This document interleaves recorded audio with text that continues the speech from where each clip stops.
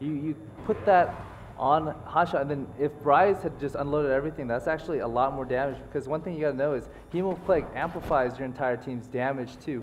And hotshot was at about half hit point through about two rotation of Rise's spell. So a little bit of damage from Vladimir, a little bit of damage from Reggie, and the Ignite on top of him. I felt like he was gonna die, so I was a little worried about him. So I was actually going to say, do you think that, if these ganks aren't successful, Reginald should really just be, sitting mid and trying to control, or is it just that he's not going to be that effective against Anivia until he gets maybe a, Banshees, so he really just wants to be able to pick up kills?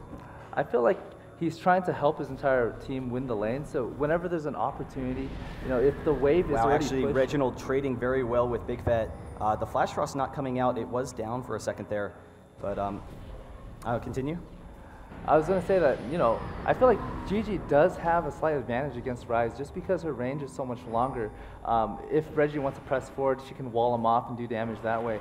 And he had a little bit of taste of that when he was playing Karthus. And so if there's an opportunity to roam, he wants to take advantage of that because, Anivia is a lot slower. If you press her tower and she clears it, you can get to places faster than she can, and you can get back faster than she can too. So it's not a bad idea to move her around the map.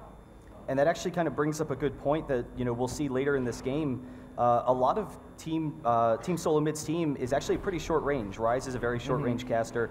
How is that going to affect them having to deal with the Anivia wall later in the game? Oh, Anivia is going to definitely be a huge problem for TSM. We actually have the snare underneath the tower, going to be taking the tower damage, and there the egg, very close to going down. We had some AoE going onto Reginald. Can he pick it up? Still with the Ignite, very close, just one more spell, able to grab the kill. So Reginald able to grab Big Fat underneath the tower. Very, just awesome play. If you look at the Rebirth cooldown, GG was literally 0.2 seconds from coming out. Yeah. If Reggie's rotation had came up 0.3 seconds slower, I felt like they would have both killed each other upon resurrection.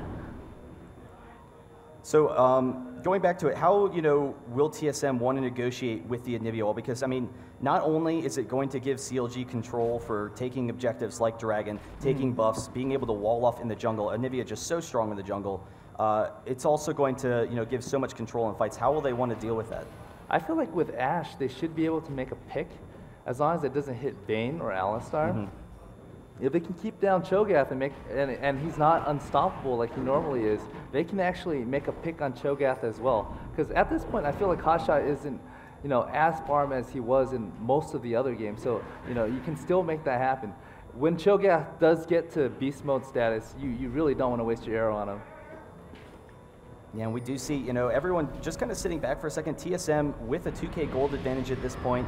Dragon will be up at about 16 minutes, so it's, should be up in about a half minute to a minute. So we'll have to see what kind of aggression we see from TSM as the levels get going. What is CLG's primary goal? Are they just really looking to get towards that mid game where they can force fights and recognize that they have that team fight advantage over TSM? I feel like CLG definitely has. Oh, we have an arrow coming on to Big Fat, just barely missing. That would have definitely been a kill, sorry. Yeah, his egg was down too, so, and Udyr was there waiting for it as well. So one thing I was talking about is, I feel like CLG does have a stronger late game. If it goes into late game without too much of a disparity in terms of farm and level, I feel like TSM is gonna lose out on most of their team fights. And so TSM grabbing another Dragon, the Rupture from Hotshot, just kind of, I don't know, lackadaisical kind of steal attempt, but there's definitely no options there. And so TSM definitely coming off to an early advantage. Top lane, Ashe is doing pretty well. We do have a slight advantage for Vayne, and Vayne definitely scales a little bit better. So it'll be interesting to see what kind of action we see from Doublelift as the game progresses, and whether or not we can see some aggression from Chaos picking people off. I feel like at this point, if Chaos gets a little too far out, if he gets hit with one combo, he's gonna die. That's how much Vayne does right now. And Alistar does a lot of damage too. People underestimate how much damage he does. And actually, we have another gank. Dyrus did see it. He does have that ward, so he will be safe. Once again, using his pool a little bit preemptively. I think he's just showing off there for the stream. But we do see Reginald coming up top lane, and along with Udyr, this is going to be a 4v2. Doublelift actually getting out of there, so we'll see whether or not they decide to push the tower. Almost stopping that, almost could have thrown the arrow, but I mean, they weren't pushed up, so it definitely would have been a hard gank underneath that tower. So what do you think? I mean, will TSM, they have a lot of short-range champions. That's going to make pushing difficult. At what point do you think they kind of start trying to roam a little bit, push down towers, get an early tower advantage for map control so they can pick off people more easily? With TSM's current team comp, I don't think they can just group up and push. The way they're going to take towers is they need to force global objectives. They need to make picks. But we do see the arrow coming off. Hotshot with the flash over that arrow. We will get another snare shortly. So Reginald's still chasing him down. Going to get some damage. Odd1's actually going to flash in for it. There's the stun. The rupture going off. And then Reginald flashing as well. Able to pick up the kill. And in the meantime, we actually see CLG is pushing this mid lane extremely aggressively. They recognize there's 4 people top. So maybe even able to pick up a tower here.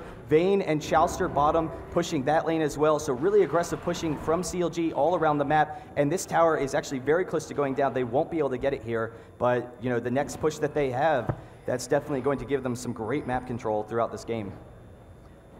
So what are your thoughts on, you know, TSM, they had the kill top Hotshot, just really fantastic play there, but then not pushing down the tower immediately.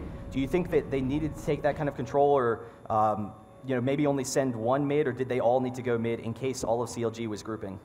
I feel like that was a fine play, because right now what TSM needs to do is they need to make big plays. That's the type of team comp they have. If they're not going to make big plays and let things go into mid-late game with an even